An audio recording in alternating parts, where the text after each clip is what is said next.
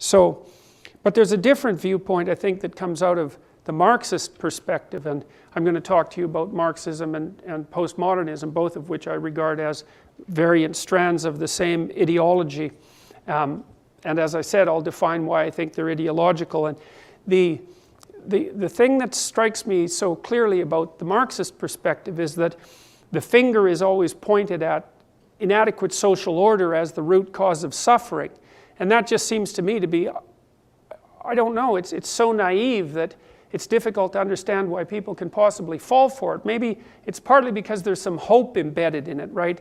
There's an idea that, well, suffering might be transcended if we could just organize our societies properly, but it seems to me, number one, that that's highly unlikely, and number two, as Dostoevsky pointed out, even if we did organize our societies so that no one had anything to worry about from a material perspective, so everyone, let's say, had enough bread and shelter, that we're the kind of insane creatures that would blow that apart and fragment that sort of static utopian perfection just so something strange and interesting might happen. And I think that's a really devastating critique. And you know, Dostoevsky formulated that back in the late 1800s. He had thought through the consequences of communist utopia before it even manifested itself as a political force, and I think put his finger on exactly at least one of its primary weaknesses.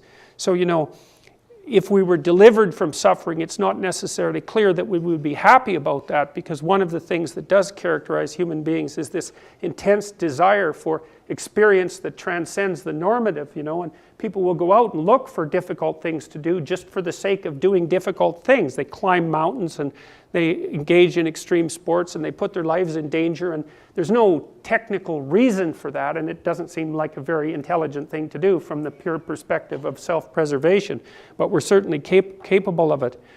And the problem, the Marxists seem to lay the reason for suffering at the foot of inadequate social structure, but they go farther than that. They also describe the social structure as it exists, and this is where the idea of the patriarchy is derived, as far as I'm concerned, as something that is necessarily an upper class or an oppressive class against the oppressed class. And what the people who fit in those different categories can vary. With classic Marxism, it was the rich against the poor, or the poor against the rich, right? The bourgeoisie against the proletariat. And that's been transformed, I would say, by the postmodernists using a fairly self-evident sleight of hand into identity politics, where the oppressed-oppressor narrative just takes different forms according to the identity that happens to be plugged into the same ideational structure. And what seems to happen as a consequence of that, and I mean there's pretty good data about this with regards to the genesis of intense intergroup conflict. One of the things that predicts intense intergroup conflict, like the conflict in Rwanda, and certainly also happened in Nazi Germany, is that genocidal activities are often marketed as preemptive strikes against an oppressor class, right? And so that would have been the Jews in Germany, and in Rwanda, the same narrative emerged. It's very common to dichotomize the society as oppressor and oppressed, and then for the oppressed to rise up and take out the so-called oppressors even before anything of any particular violence occurs, because of this enhanced sense of victimization and the moral high ground that it seems to provide. The logic being something like, if we're being oppressed, then we have every right to defend ourselves, so to speak, even against threats that are only in some way imaginary. Now, I don't want to get too cut and dried about that, because, you know, it certainly is the case that there isn't a political or economic system in the entire world that lacks corruption.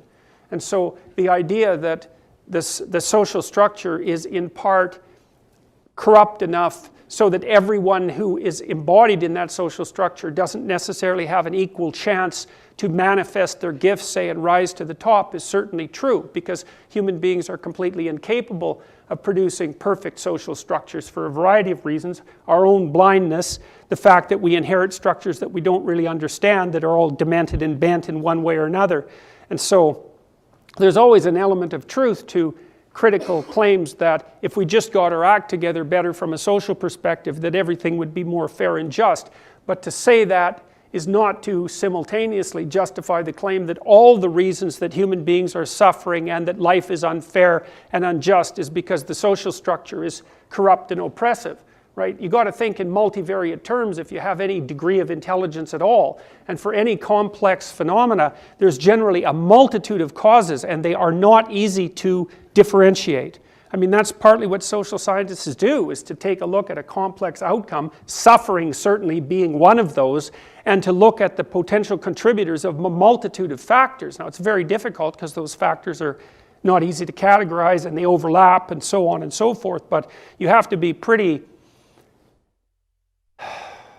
what would you say, motivated and stupid, I would say, both at the same time, to use a univariate hypothesis to account for a complex phenomenon. I don't care what the phenomena is. And so that's another hallmark of ideological thinking, is that the causal story collapses into a single dimension. You see that often in psychopathology too, where, you know, people who get obsessive about something can't shake like a particular idea that possesses them. Paranoid people are like that, and people who have eating disorders, especially anorexia, are like that, is their entire value structure collapses into the dimension of thin equals beautiful and good. And it's very rigid and black and white, and it does them absolutely no good. So now some of the problems with the Marxist perspective seems to be that victimhood, a sense of enhanced victimhood, tends to produce an intense sense of resentment, and that's a very bad idea, because resentment is a very toxic and violent emotion. It's also very ungrateful, which is one of the things I would really say about especially the radical left student types, especially at Ivy League universities. I mean, it's really quite a spectacle to see people at places like Yale come out and agitate as a consequence of the realization of their own oppression, when by any reasonable standard, current or historical, they're probably in the top 1/100%, perhaps better than that, of all the people who have ever lived anywhere, ever. And so it's really quite staggering to me that the top 0.001% can express their resentment about the top 0.0001% in such strident terms without noticing that exactly the same claims of privilege apply to them by all you have to do is transform the bin in which you're doing the privilege comparisons, and that becomes immediately self-evident. And you know, the fact that as Americans, let's say, or as North Americans, since I'm a Canadian, that we're staggeringly privileged compared to the rest of the world is certainly a consequence of what you might describe as the arbitrariness of our political borders. And so, but to forget that when you're claiming a particular brand of oppression for yourself seems to me to be very ungrateful at the least, and certainly motivated, let's say, politically, because I think it justifies your expression of hatred for that tiny fraction of people who are still better off than you, and also a degree of historical ignorance that's absolutely staggering in its magnitude, and a complete indictment of our education system, which should be indicted in every possible way. So, now, the Marxists might claim to their benefit, let's say, with this worldview of class struggle as being the primary driver of human history and the well-off socioeconomically, because that's pretty much the only way they define well-off, which is also something I take great objection to, because there's lots of hierarchies in the world, and there are many important hierarchies, and not all of them can be reduced to socioeconomic status by any stretch of the imagination.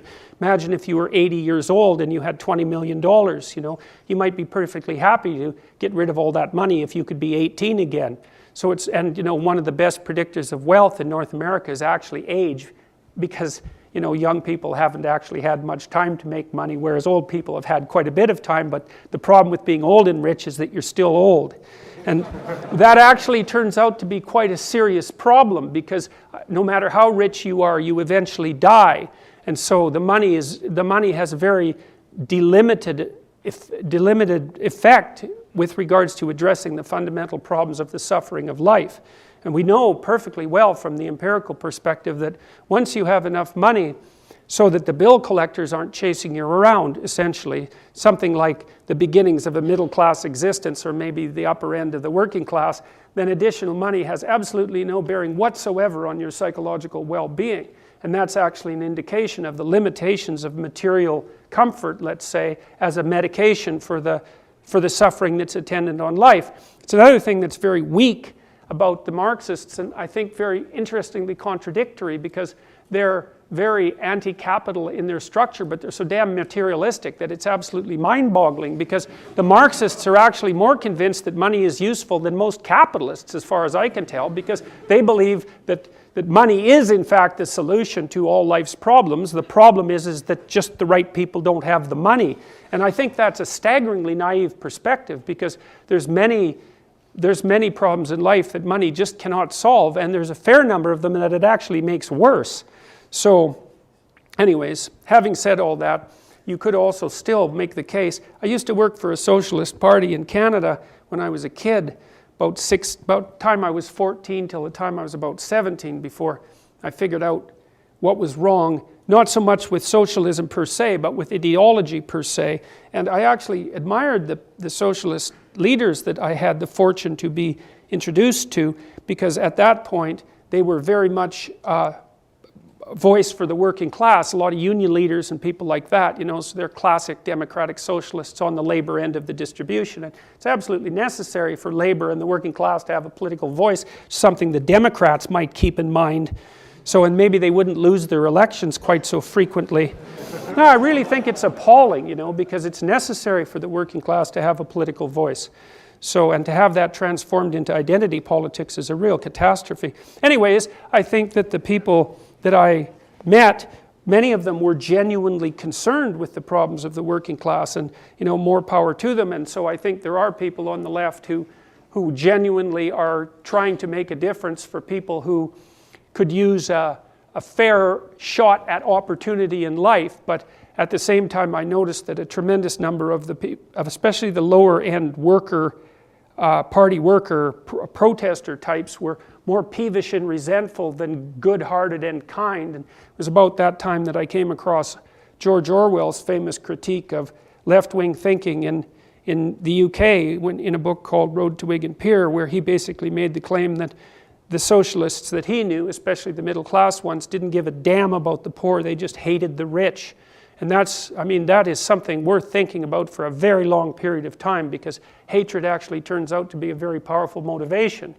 You know, and if you think about the sorts of things that happened in the Soviet Union and all these places that were supposed to be workers' paradises, if you look at the outcome and you had to infer whether it was goodness of heart and kind-heartedness and care for the working man that produced the genocides, or outright bitter resentment and hatred, it's a lot easier to draw a causal path from the negative emotion to the outcome than from the positive, kind-hearted benevolence to the outcome. You just don't get gulags out of benevolence. That's just not how it works. So I think the bloody historical evidence is clear, although I have read the most convoluted, pathological, pathetic, twisted rationalizations of what happened, say, in Stalinist Russia that you could possibly manufacture.